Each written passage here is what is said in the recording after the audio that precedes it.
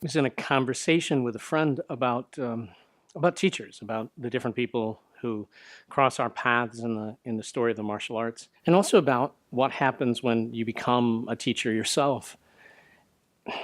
It's very easy for the ego to take over, to think, yes, I am all that, to begin to, as my son likes to say, believe the highlight reel in your head.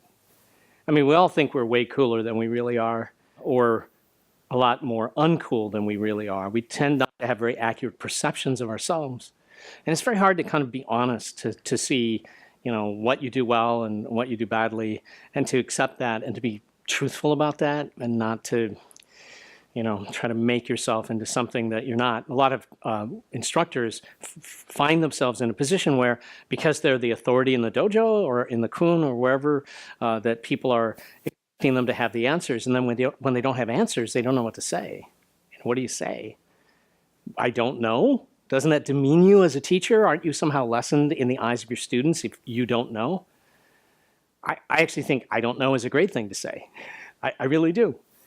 And so a way that I kind of remind myself and remind my students and remind others that, not to get too in your own head, is I have this, a saying. I love saying, so I have a saying. Every Sifu has a Sifu. Every master has a master. The teacher is continuously relevant. And I keep thinking about that, the way in which my teacher as teacher abides with me, stays with me. So I was talking with a friend about this, and I just sort of mentioned in passing my saying, every master has a master. And he said, and your teacher is always with you, even if they have passed on. And I thought, wow, that's very profound and very true. And then I realized something else. Your teacher doesn't have to have passed on. They're just with you all the time.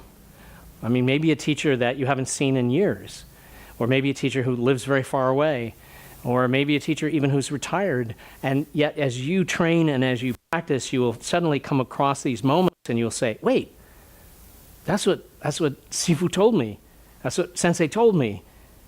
That's what she meant, that's what he was trying to explain.